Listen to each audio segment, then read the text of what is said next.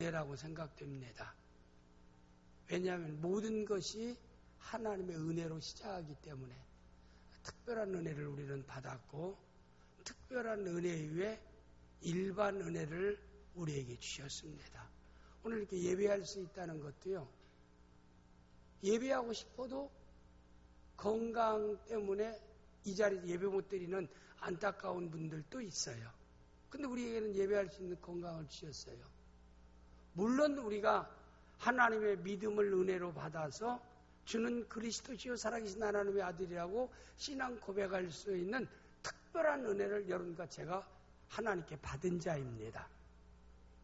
그리고 그뿐만 아니라 우리가 이 시간에도 또 우리 낙원의 성도들 가운데서도 또 어떤 이유였든지 이 예배에 참석하지 못한 사람이 있어요. 예배로 신앙을 고백하지 못하는 분들이 있는데도 여러분과 저는 이렇게 참여할 수 있는 이런 마음을 하나님이 주셨다는 것, 또 환경과 조건을 주셨다는 게 얼마나 하나님의 큰 은혜인가라고 하는 점이고, 또 북한에서는 건강하고 또 그들이 예배드리고 싶은 심정을 가지고 있지만 국가적으로 예배를 못 드리게 하기 때문에 예배를 우리와 같이 자유롭게 예배 못 드리는 즉 박해 시대에 살고 있는 사람들에 비해서 우리가 마음껏 하나님께 예배할 수 있는 환경과 조건 주신 것도 하나님의 은혜입니다. 가만히 생각해 보면은 하나님의 은혜가 아닌 게 없어요. 모든 것이 하나님의 은혜입니다. 제가 옛날 저는 어르신들에 비해서는 나이가 어린 나이요. 100세 시대에 비해서는 아직도 청춘입니다. 그러니까 어떤 사람 웃는 사람도 있는데요. 그런데 제가 제 짧은 인생을 살아오면서 제가 어렸을 때 생각만 해도요. 참 그때는요. 일용할 양식 때문에 고난을 겪는 사람들이 수없이 많았어요. 그래서 그 당시에 우리의 인사가 뭐였습니까? 진지잡수셨습니까? 그런 인사를 지금 안 해요. 근데 저는 수없이 어른들에게 만나면 식사하셨습니까? 왜? 식사하는 사람이 많지를 않으니까 식사하셨습니까? 오직하면 그런 인사를 했겠습니까? 그러나 여러분과 저는 충분히 먹을 수 있는 일용할 양식을 하나님이 주셨고, 그리고 우리가 충분히 잠잘 수 있는 일용할 휴식적인 집을, 방을 하나님이 우리에게 주셨고, 생각하면 생각할수록 우리는 하나님 앞에 감사의 조건밖에 없습니다. 그래서 우리는 하나님 베푼 은혜에 감사하며 살아가는 우리 귀한 성도들이 되어질 수 있기를 주님의 이름으로 축복합니다. 어제는 우리 낙원교회에서 하나님의 교회를 섬길 한국교회와 세계교회를 어느 측면에서 어깨에 메고 직분을 감당해야 될 직분자들을 어제 우리가 임직식을 가졌습니다. 장로님, 그 다음에 안수 집사님들, 그 다음에 권사님들 직분을 또 가졌고, 오늘은 또 이렇게 낙원교회를 섬길 수 있는 모든 분야의 모든 분들을 오늘 또 임명하게 되었습니다. 근데 임명한 이런 입장에서 제가 생각해 볼 때에 우리는 어떻게 하나님 주신 직분을 감당해야겠는가라고 하는 것을 오늘 말씀을 드려야겠다. 임명식 하는 날이기 때문에 제가 오늘은 왜 동사 목사가 설교하지 않고 당위장 목사가 저렇게 설교할까라고 혹 생각하겠지만은 임명하는 날은 담임 목사, 당위장 임명을 해야 되기 때문에 임명하고 또 올라와서 설교하라고 또 번거로울 것 같아서 제가 맡아서 오늘 설교하는 겁니다. 그러나 중요한 것은 누가 말씀을 전달하든지 하나님 말씀 전달하면은 그 말씀이 살아있고 운동력이 있어서 여러분의 하나님의 놀라운 역사를 믿음으로 아멘한 사람에게 놀라운 역사가 삶의 현장에서 간증으로 나타나게 될 줄을 믿습니다. 저는 이 직분자들이 어떻게 이 모든 직분들을 감당해야 되겠는가? 어제 직분 받은 분들이나 이미 직분을 받았던 분이나 우리가 또 2016년도를 살아가면서 우리에게 맡긴 직분을 어떻게 감당해야 될 것인가 라고 하는 것을 오늘 저는 말씀을 드리려고 합니다. 저는 성경 가운데서 이 직분자들에게 중요하게 우리에게 말씀하는 말씀이 있어요. 디모데전서 1장 12절 말씀입니다. 바울 사도의 고백입니다. 고린도전서 11장 1절에 내가 그리스도를 본받은 자 된 것처럼 너희는 나를 본받는 자 되라. 나는 예수 그리스도의 흔적을 내 몸에 지닌 자라. 멋있는 인생을 살았던 바울 사도가 그가 주어진 직분에 대해서 고백하는 말씀이 오늘의 디모데전서 1장 12절에 있는 말씀의 내용인데 이 말씀을 우리가 한번 보겠습니다. 나를 능하게 하신 그리스도 예수 우리 주께 내가 감사함은 바울 사도가 위대한 역사를 이룰 수 있었던 그 힘은 하나님께로서 받은 것이다. 나를 능하게 하신 그리스도 예수. 바울 사도는 자신은요 기독교를 박해하는 데 앞장섰던 사람입니다. 박해자였어요. 자기 자신을 가리켜 나는 만삭 뛰어나지 못한 자라고 얘기했고 칠삭둥이라 이 말입니다. 부족한 점이 많다 이 말입니다. 죄인 중에 괴수다. 나는 버러지 같은 사람이라 성화되지 못하고 거룩하지 못한 사람이다. 그런데 이렇게 위대한 기독교의 놀라운 금자탑을 쌓을 수 있었던 놀라운 결과는 그 모든 힘이 누구에게로부터 왔다요? 그리스도께로 왔다. 여기 그랬잖아요. 나를 능하게 하신 그리스도. 능이란 말은 힘을 주신 그리스도라 이 말입니다. 하나님이요 직분을 주실 때는 힘까지 주시는 하나님인 줄 믿습니다. 모세를 80 됐을 때 80이면 이제 모든 걸 내려놓아야 돼요. 꿈도 접어야 됩니다. 그런 나이에 하나님이 모세를 호렙산에서 부르는 거예요. 뭘 통해서요? 가시떨기에 타오르는 불꽃을 통해서 모세를 불러요. 가까이 가니까 모세야 모세야 너 서 있는 땅은 거룩한 땅이니라. 내 발에서 신을 벗으라. 그렇게 말씀하면서 너는 이제 애굽에 내려가서 이스라엘 백성들을 애굽에서 해방시켜서 내가 약속한 아브라함에게 약속한 가나안 땅으로 그들을 인도하여 가라. 하나님의 음성을 모세가 듣습니다. 모세 나이가 지금 추경수장 몇 살이라고 그랬어요? 몇 살에 이 호렙산에 지금 하나님의 음성을 듣는 거예요? 80살에. 저는 모세처럼 들으려면 저는 아직 멀었어요. 하나님의 음성 사명 받으려면 저는 아직 멀었어요. 모세에 비교하면 아직 멀었어요. 모세가 120년 살았어요. 지금 현대의학적으로 120년 살아요. 저도 건강관리 잘하면 120년 살 수 있어요. 그러나 꼭 120년 살고 싶은 소원은 없어요. 저는 웬만큼 살다 짐이 안 될 때까지 살다 천국 가기를 저는 하나님께 기도합니다. 목사님 얼마까지 살고 싶어요? 짐 안 될 때까지만 살고 싶습니다. 성도들에게 짐이 되지 않고 사랑하는 가족들에게 자녀들에게 짐이 되지 아니할 때만 살다가 짐이 될 것 같으면 그냥 잠잘 때 그대로 내 영혼 천국으로 가게 하여 주시옵소서. 젊었을 때는 그런 기도하지 않았는데 나이가 조금 되니까 60 넘어가니까 그런 기도도 기도 가운데 들어갑니다. 100살에도 사명감당 잘할 수 있으면 사셔야 돼요. 90살에도 교회에 짐이 되든지 가족들에게 짐이 되지만 이 땅에 무슨 그렇게 미련이 많습니까? 그냥 천국 가는 게 훨씬 좋고 행복하지. 그러지 않습니까? 그냥 짐이 돼도 살고 싶으면 그냥 사세요. 살고 싶으면 사세요. 뭐 천국의 놀라운 영광, 이건 너무나 좋은 것입니다.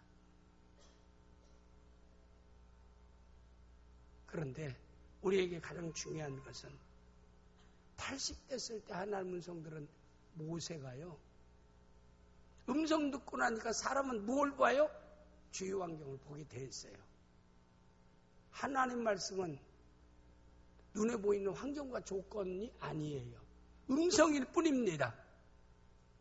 내가 눈으로 보는 것은 현실이고 환경입니다.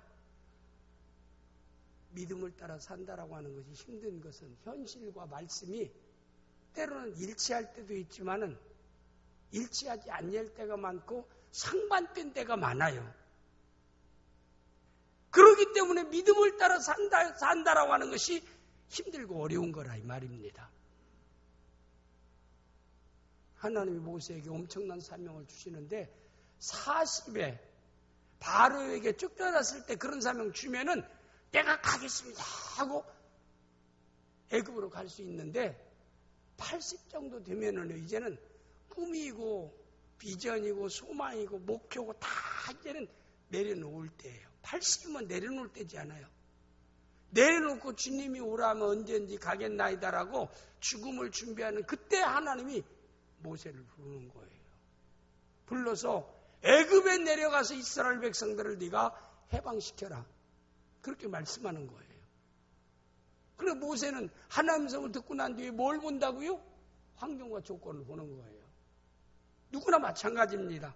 어떤 하나님이 꿈을 주시면 환경과 조건을 항상 볼 수밖에 없어요.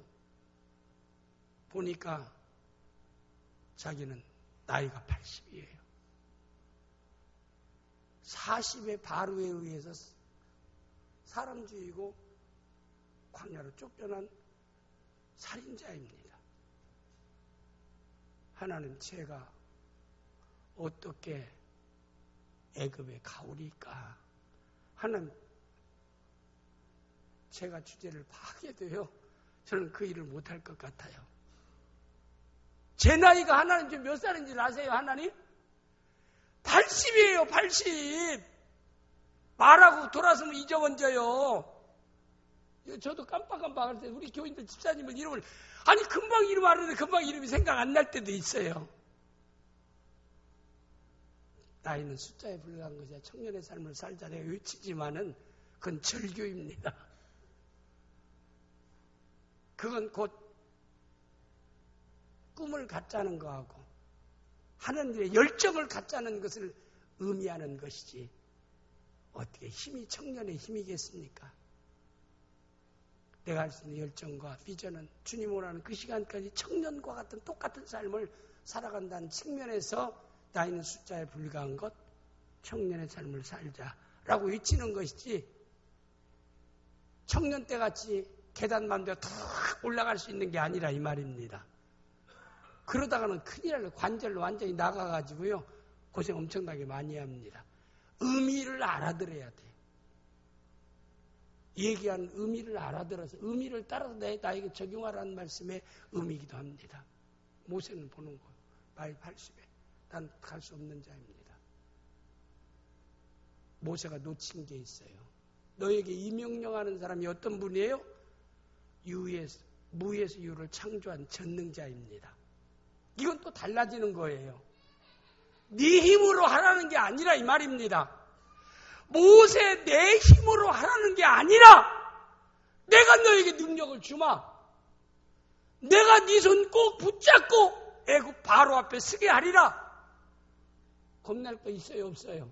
운순의 집사님 겁나요? 겁나지 않아요? 하나님 권사님에게 집사님에게 얘기해가지고 내가 너와 함께 하리라. 내가 너를 통해서 내 힘을 나타내리라. 내가 너를 통해서 놀라운 능력을 나타내리라. 라고 하면은 집사님으로 하는 거예요? 하나님의 능력으로 하는 거예요? 하나님 그럼 겁날 거 있어요 없어요? 없는 거예요. 다윗이 골리앗 앞에 나갈 때 물맷돌 하나 가지고 나가는데도 그는 누구 힘으로 가는 거예요? 자기 물맷돌 힘과 물맷돌 던지는 기술을 가지고 나가는 게 아니에요. 전능하신 하나님이 나와 함께하고 나를 통해서 그 하나님이 역사하니까 너는 나 어린 소년 나 물맷돌 가진 나와 네가 싸우는 게 아니라 우주 만물을 창조하시고 섭리하시고 주관하시고 통치하시는 여호와 하나님 네가 싸우는 건데 하나님과 네가 싸워서 네가 이길 수 있겠느냐? 이렇게 어린 다윗이 블레셋 골리앗 장군에게 외쳤던 말씀이 그 말입니다. 당신 장군은 칼과 창과 단창으로 내게 나오죠. 나는 만군의 여호와의 이름으로 너에게 나가노라. 믿음을 따라 산다는 건요, 내 힘으로 해결하겠다는 게 아니에요. 누구 힘으로 해결하겠다는 거예요? 하나님의 이름으로, 예수 그리스도의 이름으로 믿음의 삶의 능력이 있는 것은 하나님의 힘으로 그 일을 해내기 때문인 줄 믿습니다. 믿고 하는 거고 안 믿는 사람이 하는 건요, 같을 수가 없어요. 근데 세상 사람들이, 안 믿는 사람들은 그게 안 보이는 거예요. 믿는 사람은 보이는 겁니다. 이게 믿음을 따라 사는 생활입니다. 결과 누구 얘기해? 그럼 결과 하나님이 도우시고 역사에 되었어도 안 믿는 사람이 운이 좋아서 그렇지, 어쩌다 한번 있는 일이겠지, 당신이 뭐 다른 사람보다 실력이 좀 월등해서 그렇지, 찬스가 맞아서 그렇지, 여러 가지로 세상적인 이유를 끌어다 붙여도 붙이지 못하는 또 이유들이 있는 것이라 이 말이에요. 이건 믿는 사람만이 알 수 있는 거예요. 믿음의 하나님의 역사는 믿는 사람만이 알 수 있는 일이라 이 말입니다. 우리 분명히 알아야 돼요. 바울 사도가 오늘 이 말씀 가운데서, 여기 디모데전서 1장 12절 말씀 가운데서 나를 능하게 하신 그리스도라고 그랬어요. 내가 이 직분을 감당할 수 있는 것은 하나님 나에게 힘을 주셨기 때문이다. 능력을 주셨기 때문이다. 하나님 모세에게 능력을 주시고 난 뒤, 그에게 사명을 주시고 난 뒤 그에게 능력을 주셔요. 그걸 확인하기 위해서 하나님 직접 손을 넣었다 내봐라, 문둥병이 발아요. 다시 넣었다 내봐라, 건강해집니다. 지팡이를 던져봐라, 뱀이 됩니다. 그리고 하나님께서 꼬리를 잡아봐라, 그러잖아요. 뱀 잡는 사람이 뱀을 잡은 땅꾼들이 어디를 잡습니까? 뱀의 꼬리를 잡습니까? 머리를 잡습니까? 땅꾼도 아닌데 어떻게 잘 알아요? 머리를 잡습니다. 손으로 잡아도 되고, 나무가지를 등산 같은 데 가면은 뱀 잡는 이게 뱀을 대항할 수 있는 그 기구가 있어요. 그거 보면은 이렇게 해가지고 이렇게 뱀 많은 산에 가려면은 어떤 뱀이 나오더라도 머리 있는 쪽만 딱 찍으면요, 힘을 못 써요. 어떤 뱀이더라도. 그러니까 하나님이 모세에게 엄청난 뱀이 막 물으려고 하니까 하나님이 뭐라고 그랬어요? 머리를 잡으라 하면 그래도 되겠는데, 뭘 잡으라고 해요, 하나님이? 이건 물려 죽는 일입니다. 거기는 믿음이 필요한 거예요. 믿음이 필요한 거예요.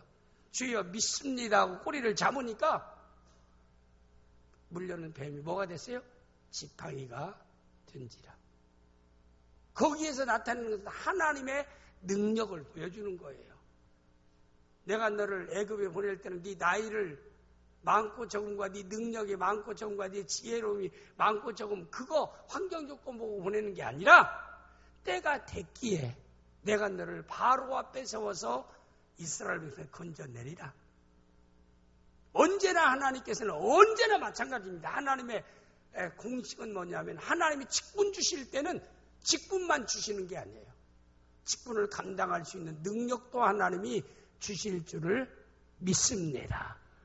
그래서 여러분이 어떤 직분을 맡아도 여러분의 힘으로 하려고 하지 마세요. 그리고 해내도 여러분의 힘으로 했다라고 하지 마세요. 하나님이 능력 주셔서 이 일을 감당하고 이 일을 행한 것도 하나님이 주신 은혜의 능력이라. 이렇게 우리가 확신하고 그렇게 받아들여야 합니다. 그리고 또 한 가지 중요한 말씀은, 우리 주께서 내게 감사한 나를 충성도에 여겨 내게 직분을 맡기심이니. 우리 너무나 감사한 하나님 직분을 맡길 때마다 뭐라고 했어요? 충성도에 여겨란 말은 과거형입니다. 내가 사도 바울에게 이 귀한 직분을 맡긴 것은 네가 과거를 충성도에 살아왔기 때문에 내가 너에게 이 사명을 맡긴다. 그럼 오늘 우리가 받아들일 때도 사람이 어떻게 보느냐가 중요하지는 않습니다. 하나님께서 내 과거의 삶 가운데 충성도에 여기서 나에게 장로의 직분도 주고 안수입사의 직분도 주고 권사의 직분도 주고 모든 직분, 오늘 임명한 모든 직분을 하나님이 나의 뭘 보고요? 충성도에 여겨 너희가 인격이 바로 갖춰져서 실력이 있어서 능력이 있어서 그거 보지 않고 네가 1달란트가 됐든 2달란트가 됐든 5달란트가 됐든 맡긴 과거의 너의 삶을 딱 지켜보니까 너는 충성스럽게 모든 일을 감당했다라고 하나님이 인정했기에 이 직분을 맡긴다라고 바울 사도가 고백하고 있어요. 그러니까 바울 사도가 너무나 하나님께 감사하지요. 내가 별로 한 것도 없는데, 내가 칭찬받을 만큼 사명을 감당한 것도 없는데 하나님 나를 충성되게 여겼다는 게 얼마나 감사합니까?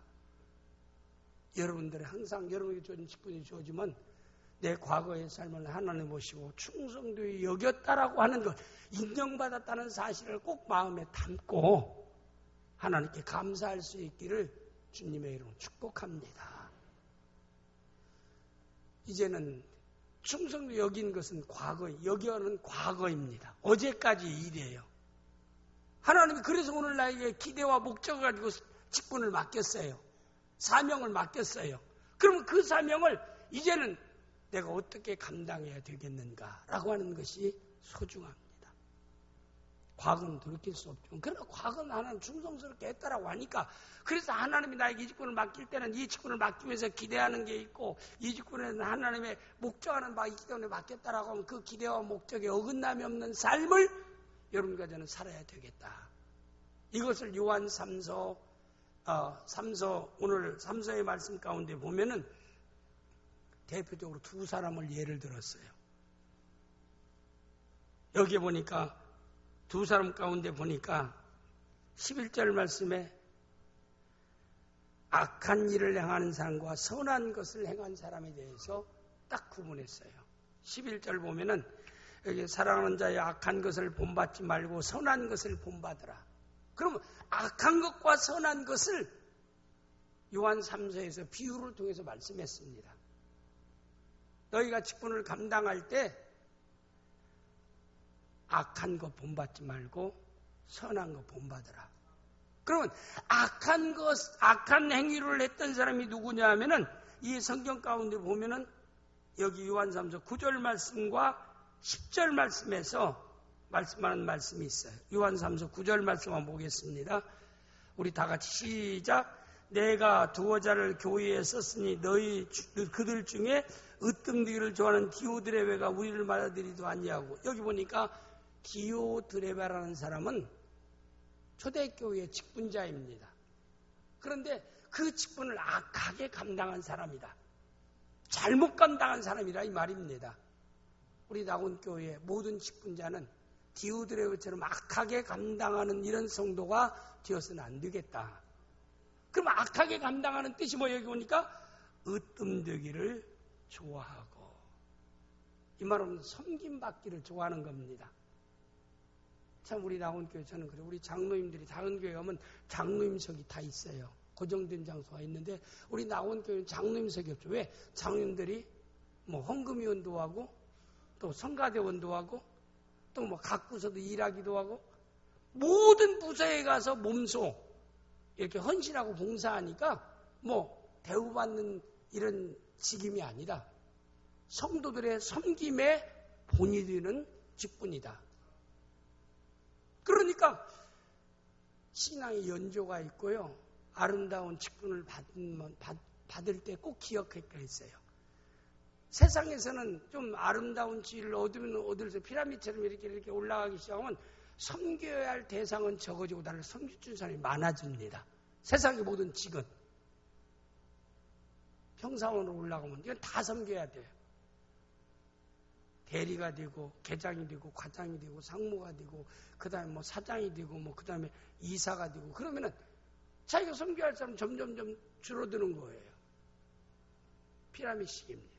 그러나 하나님의 교회는요 역피라미드입니다. 이제 신앙의 연조가 있고 아름다운 직분을 받을수록 섬겨야 할 사람이 많아진다. 더 많이 섬길 수 있도록 하나님이 대상을 많게 하신 거예요. 그러면은 그 대표적인 예가 하나님이신 예수님이 이 땅에 오셨어요. 그분은 전 만인에게 섬김을 받아야 할 자예요. 세상으로 얘기하면은. 그러나 예수님이 그랬어요. 내가 온 것은 섬김을 받기 위해서 온 것이 아니라 뭐라고 했어요? 섬기기 위해서 왔느니라.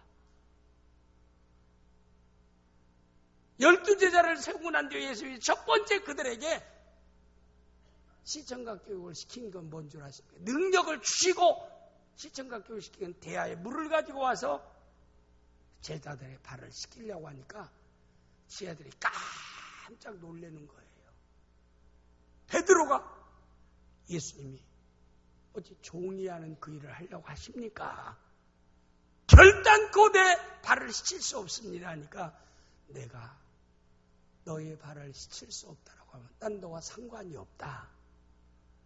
그러니까 베드로가 상관이 없으면 안 되겠네요. 머리에서 발끝까지 다 저 몸체 다 씻어주세요. 한 번 목욕한 사람은 발만 씻으면 된다.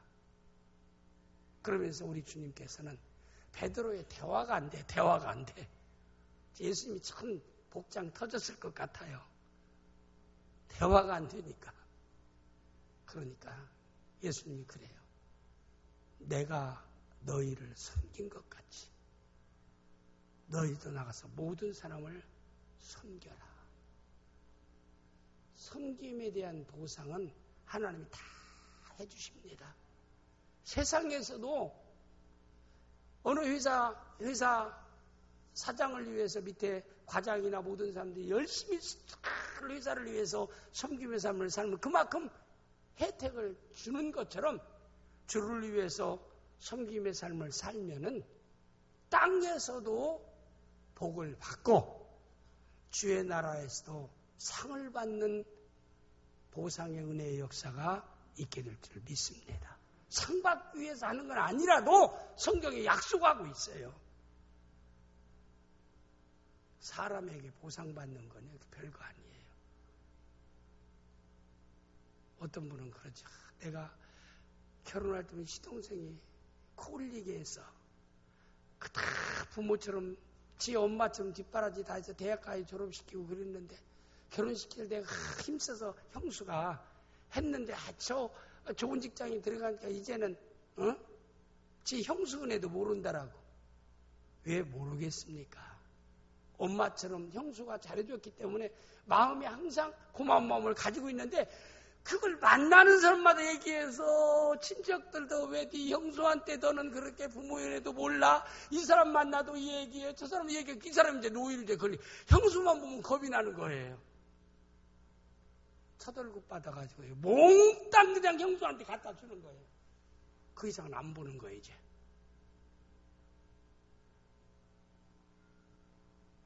여러분이요. 사람에게 좀 잘해가지고요. 보상받는 거 그거 첫월급 다 그냥 주는 걸로 땡입니다. 관계가 끊어져 버려요. 은혜 안 사람들에게요. 선을 행하고는 사람들을 통해서 보상받으려고 하지 마세요. 성경에도 그랬어요. 너희가 사람들에게 잘할 때는 갚아줄 수 없는 사람에게 잘해라. 그러면 그 상을 누가 주리라? 하나님이 갚아주리라. 꼭 여러분이 사람에게 잘해가지고 그 사람한테 보상받고 싶습니까? 그 사람이 해주면 얼마나 해주겠습니까? 아니 이용범 광재나 대지한테 아무리 잘해도 걔들이 장로님한테 해주면 얼마나 잘하겠습니까? 장로님 나중에 치매 걸리면 요양병원에 넣어버리는 거예요. 감당을 못하니까. 내가 광재 대지한테 어떻게 했는데 그건 진짜 장로님 생각이야. 우리 다 마찬가지입니다. 다 마찬가지예요. 처음에는 그래도요. 저도 장모님을 오래 모셨었어요.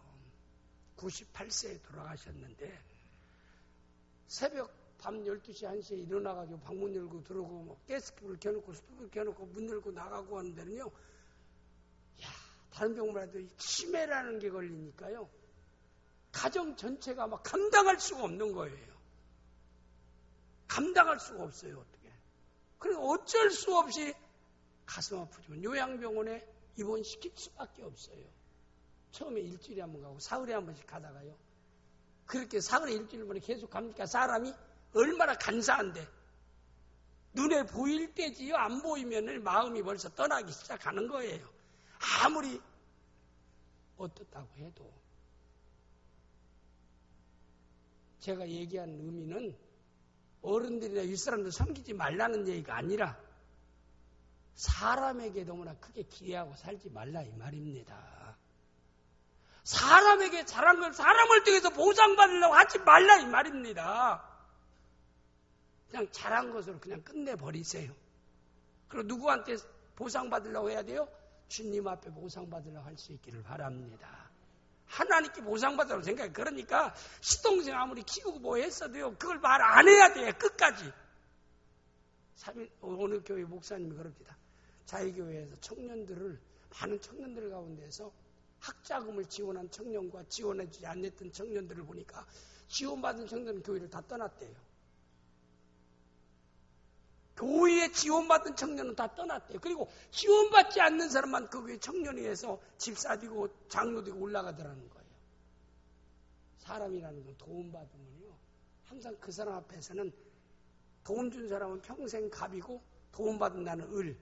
어떤 환경 위치가 있어도요. 그래서 성경에 남을 도울 때는 오른손이 하는 것을 왼손이 모르게 하라 했어도요, 그냥 돌아서면서 잊어버려야 돼요. 내가 어떻게 했느니? 근데 저럴 수 있어? 내가 남편에게 어떻게 했는지 남편이 저럴 수 있어? 그것도 생각하지 마세요. 사람에게 보상 기대하지 말고 내가 할 수 있는 것으로 그냥 감사하고 주님으로부터 상 받으려고 보상받을 힘쓸 수 있는 성도가 되어야 될 줄을 믿습니다. 이것이 우리에게 참 소중한 거예요. 그래서 우리는 모든 일에 오늘 말씀 가운데 으뜸되기를 좋아한다는 것은 그는 항상 섬김받는 걸 좋아했다는 것, 교만을 의미합니다. 그 다음에 9절에 성도들의 쓸 것을 공급해야 하는데 접대할 줄을 몰랐다는 것, 대접받기만 좋아하고 사람이 살면서요, 저는 참 대접하며 사는 삶이 참 행복한 삶입니다. 친구들 모여가지고 제 바가지 씌웠어. 오늘 나는 돈 안 내고 나왔어. 그거 기쁩니까? 내가 대접을 할 수 있는 능력이 있는 것이 더욱더 행복한 겁니다. 접대할 때 배의 기쁨이 오는 거예요. 접대받아서 기뻐하는 것보다는. 근데 참 성경이나 모든 사실 역사를 보니까요, 제 친구들 가운데 보면은 접대받기를 좋아하는 사람은 10년, 20년, 30년이 뒤에서도 접대받으면서 살아요. 접대받아야만, 도움받아야만 살 수 있는 환경과 조건에서 벗어나지를 못하더라고요. 그래서 내가 성경이 틀림없다. 하나님이 접대하면은 내가 흔들어 넘치도록 더 크게 접대할 수 있도록 내게 복을 주리라. 접대받지 않고 날마다 그냥 받아먹기만 사는 사람들은 평생 그러면 받아먹고 살아라. 여러분 어떻게 살고 싶습니까? 얻어먹고 기뻐하며 살겠습니까? 내가 베풀면서 나눠주면서 주면서 접대하면서 즐겁게 사십니까? 전자요 후자요? 대답 좀 해봐요. 뭘 그렇게 여러분이 뭐 고상하다고. 내가 보니까 별로 고상한 것도 없는데. 하나님 앞에서요, 우리가 인생 살면서요, 비결이 있습니다. 디오드레베는요, 절대 자기 주머니를 딱 닫고 삽니다. 자기 돈은 안 써요. 그 사람은 네 돈도 내 돈, 내 돈도 내 돈. 네 것도 내 것, 내 것도 내 것. 극단적인 이기주의의 삶을 사는 사람인데, 우리 주위에 꼭 보면 그런 사람이 있어요. 여기도 앉아있는데 꼭 내가 누구라고 지적하지는 않아. 제가 10년, 20년, 30년 목회하면서 봐도 언제 나한테 커피 한 잔 사준 적 없고 밥 한 번 접대한 적 없고 생일당 있다고 크리스마스 성탄이라고 구정이라고 양말 한 쪽 가준 적이 없어. 야, 이런 사람들 지금 양심이 찌릿찌릿할 거야. 야, 내가 일생 그렇게 살 인생인가? 목사님 저건 축복이 아니라 저주 아니에요. 좀 바꾸세요. 좀 바꾸세요. 친구나 모든 사람이 그렇게 잘 사주면, 내가 라면 사줄 수 있는 능력하면, 야, 내가 형편이 주면 더 큰 것으로 사주면 내 능력이 남편이 못 사주겠다. 야, 라면 먹으러 가자. 내가 그거 내겠다. 이렇게 해서 접대하세요. 그걸로 시작하세요. 남에게 씌우고 난 뒤에. 친구들까지 모였는데 이제 같이 모였습니다. 그럼 모였는데 몇 사람이 모였는데 이제는 자리를 뜨지를 못해요. 왜? 누가 산다고 하지 않고 들어가기 때문에 자리를 일어나지 못한. 이건 화장실을 가야겠는데 카운터 옆에가 화장실이 있기 때문에 내가 일어나면 이것도 돈 계산을 가는 줄 알아서 내가 지금 막 소변 바지에 쌀 정도도 안 나오고 막 몸을 흔드는 거야. 그거 일어나서 돈이나 카드 다 있잖아요. 그냥 가서 한번 접대하세요. 접대할 능력이 안 되면은 누가 지정되지 않고 모일 때는 그냥 가지 마세요. 예수 믿는 사람이 그거 되겠어요? 그 권사라는 사람이 그러면 되겠어요? 아니 집사라는 사람이 그러면 되게 얻어먹는 걸 좋아하고? 인생 그렇게 살지 마세요. 옆 사람한테 인생 그렇게 살지 맙시다. 참, 우리 나훈교인도 좀 그랬으면 좋겠어요. 정말. 참 목사님 참 편하게 저렇게 설교한다고. 제가 편하게 설교하지 뭐라고 어떻게 설교하겠습니까? 제가 이 강단 설교하면 몇 수십 년 설교하겠습니까? 낮에는 동상 목사가 다 또 설교 좋은 거 다 가지고 오는데 나는 오후에 나온 쬐끔 몇 사람 놓고 설교하는데 나빠서 한다는 얘기가 아니라 신앙생활을 우리가 바로 믿음의 삶을 살자라고 얘기하는 것이지 웃기려고 하는 게 아니라 이 말입니다. 끼우들을 얘기하냐 이건 접대할지도 모르고 절대. 그리고 이런 사람의 특성은 뭐냐면 접대하는 사람을 내쫓아버려요. 교회에서. 이게 더 무서운 거예요. 이거 우리 교회 온 지 얼마 안 되고 직분도 나는 지금 권사인데 이것은 이제 설이 오면 떨어지는 서리집사가 돼가지고 아주 생색내는데 돈은 다 내고 저 돈뿐이 했다고 저거 그래서 그 사람을 막 중상모략을 하기 시작하니까요. 그런 사람들이 교회에서 떠나는 거예요. 이게 어떠냐면 그 당시에 디오드레베예요. 우리 나온교회는 디오드레베 같은 사람 한 사람도 없기를 바랍니다. 교회에서 성도들을 시험 들게 해서 떠나게 하는 사람 누가 떠나게 해요? 중직에 있는 사람들 다 떠나게 하는 거예요. 한국교회 싸우는 거 누가 싸웁니까? 초신자들이 싸웁니까? 아니에요. 중직에 있는 사람들이 싸우는 거예요. 목사 장로들이 싸우는 거. 이거 한국 회개할 성도는 목사 장로가 먼저 회개해야 돼요. 저는 우리 장로 네 분이지만 정말 자랑스러워. 항상 남 자랑해. 어디 가도. 부흥이 가도. 정말 이제 두 사람은 이제 모르지. 이제 장로 어제 됐으니까 이제 오늘부터 보야지. 그러나 이미 두 사람은 공인된 사람이지 않아요. 그래서 장로님 되면은 좀 그래야지 않겠습니까? 권사님 되면 그래야지 않겠습니까? 김정장 권사님 그래야지 않아요? 권사 되면은 권사님 때문에 사람들이 또 권사님 때문에 권사님 지정하는 게 아니라 권사님들 때문에 새로운 사람이 새로운 서리집사들이 교회 떠나고 하면 되겠느냐 이 말입니다.